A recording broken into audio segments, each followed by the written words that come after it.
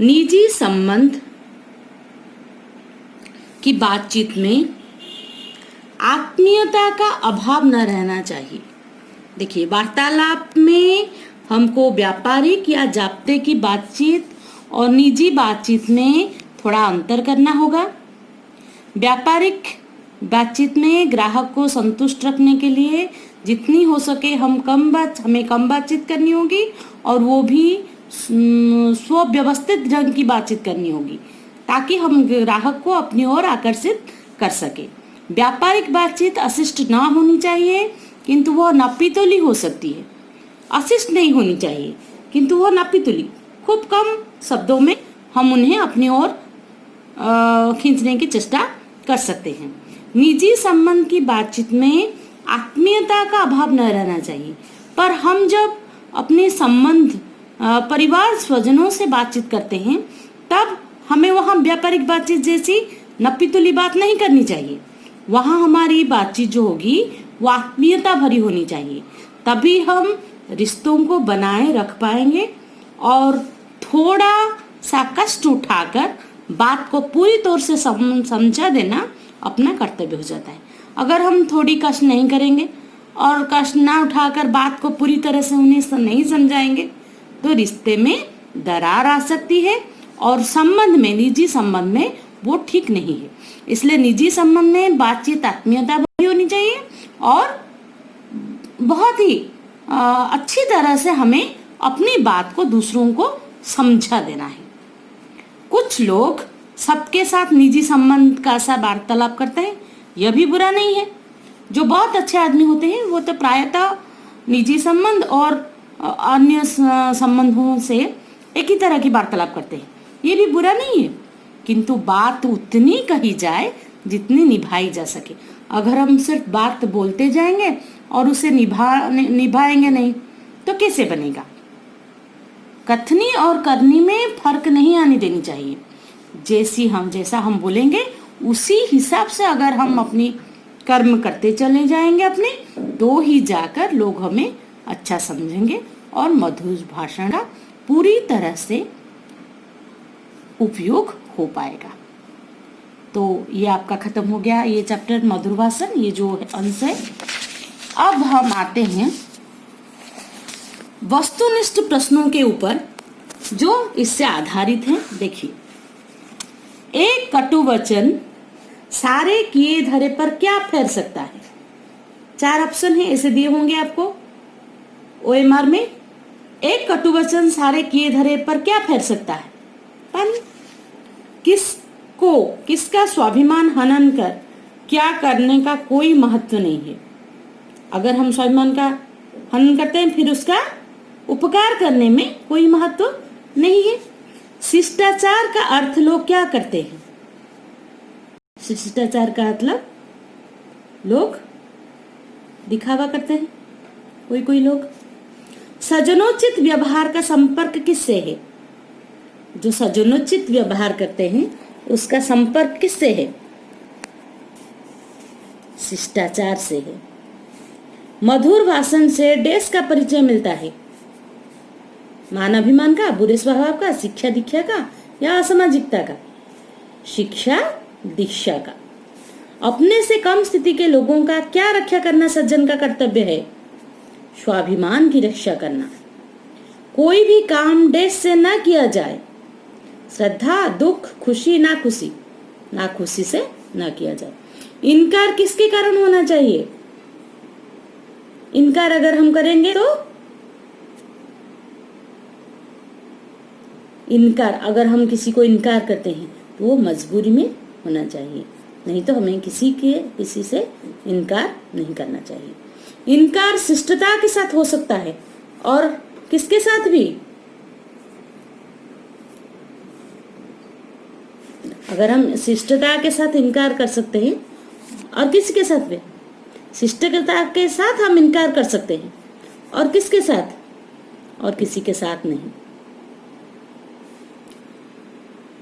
इनकार में देश का भाव ना रहना चाहिए, परायेपन का। अगर हम इनकार करते हैं कि तू मेरा अपना नहीं है, तू पराया है, इसलिए मैं तेरा ये काम नहीं कर सकता, ये नहीं कहना चाहिए। तो इनकार में परायेपन का भाव न रहना चाहिए। मुझे बड़ा खेद है कब बोला जाए? सहायता के समय, इनकार के वक्त या रुपए देने के वक्त, या कभी नहीं। मुझे बड़ा खेद है, इनकार करने के वक्त अगर हम इनकार करते हैं तो ये कहकर हमें बोलना चाहिए मुझे बड़ा खेद है। तो क्या हुआ? इनकार के वक्त मुझे बड़ा खेद है, ये हम बोल सकते हैं। निजी संबंध में बात को पूरी तरह क्या करना चाहिए? अगर हम निजी बातचीत करते हैं अपने संबंधों के साथ तो उन्हें पूरी तरह से बात को समझा देना चाहिए। फिर देखिए, क्या उतनी कही जाए जितनी निभाई जा सके? क्या उतनी कही जाए जितनी निभाई जा सके? बात। कुछ लोग सबके साथ कैसे वार्तालाप करते हैं? निजी संबंध का साथ। मनुष्य की सामाजिकता किसके द्वारा कायम रहती है? मनुष्य की जो सामाजिकता हुए है वो किसके द्वारा कायम रहती है? भाषा के द्वारा। कैसा शब्द दो रूठों को मिला देता है? एक मधुर शब्द। बाणभट्ट की कौन सी किताब अधूरी रह गई थी? कादम्बरी। वार्तालाप की शिष्टता से हमें क्या लाभ मिलता है? वार्तालाप की अगर शिष्टता हमें हो तो हमें क्या लाभ मिलता है? हम आदर का पात्र बनते हैं। मनुष्य कब बंदी बनता है? जब वचन के अनुकूल कर्म होता है। भाषा द्वारा किसकी रक्षा होती है? हमारे ज्ञान और अनुभव की रक्षा होती है। मधुर भाषण निबंध के लेखक कौन है? कौन है ये आपको बताना है। पाठ में से देखकर कहिए, लिखा हुआ है। कौन मनुष्य को आदर का भाजन बनाती है? आदर का भाजन कौन बनाती है? व्यवहार में नम्रता, या हृदय की उदारता, या कार्य में व्यग्रता, या वार्तालाप की शिष्टता? वार्तालाप की शिष्टता। मधुर भाषी के लिए किसमें साम्य रखने की आवश्यकता है? किसमें साम्य? करनी और कथनी में।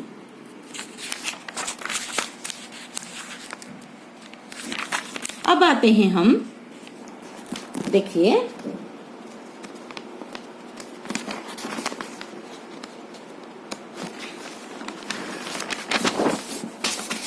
और एक है, देखिए,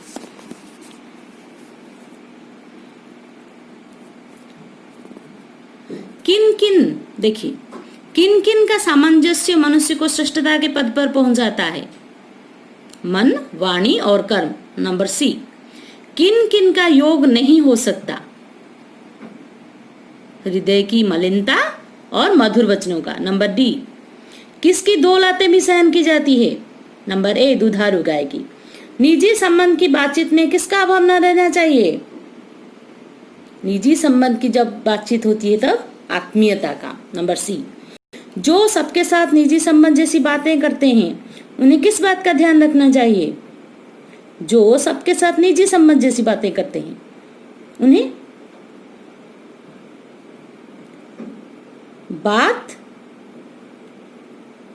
उतनी ही कही जाए जितनी हजम हो सके, या बात उतनी ही कही जाए जितनी निभाई जा सके, जितनी निभाई जा सके। इनकार करते समय क्या करना शिष्टाचार है? खेद प्रकट करना।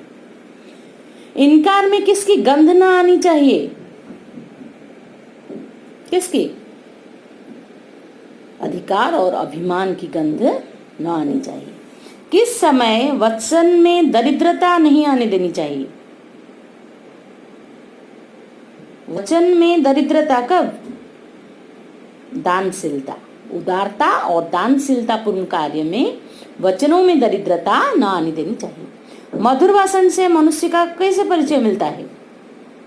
शिक्षा, दीक्षा, कुल परंपरा और मर्यादा का। फिर देखिए, मनुष्य भौतिक बल में न्यून है। इस उक्ति का न्यून का अर्थ क्या है?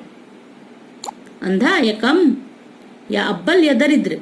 कम, न्यून, कम है भौतिक बल में। मनुष्य ने अपनी भाषा और बुद्धि के सहारे किन्हें अपने वश में कर लिया है? पंच महाभूतों को। Number B. मनुष्य की सामाजिकता के छिन्न भिन्न होने का कारण क्या है?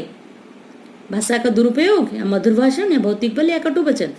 एक कटु वचन।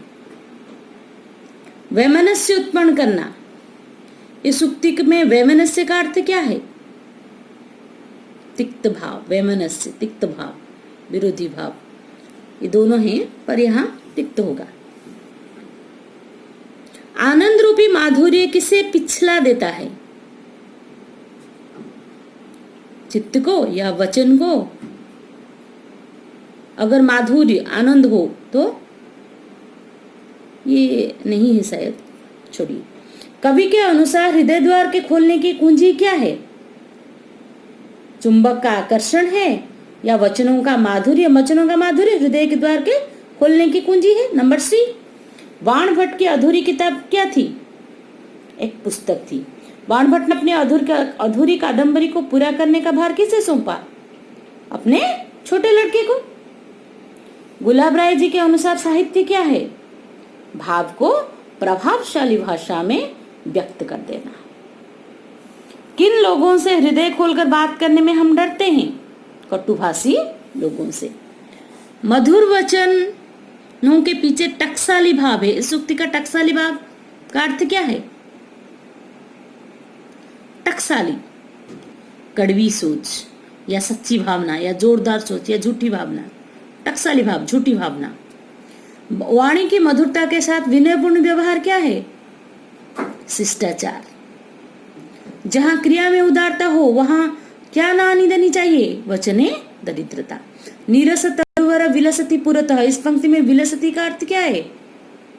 विलसती, शोभा पा रही, शोभा। मनुष्य ने निजी संबंध की बातचीत में किसका भाव रहना चाहिए? आत्मीयता का। बस आज के लिए इतना ही।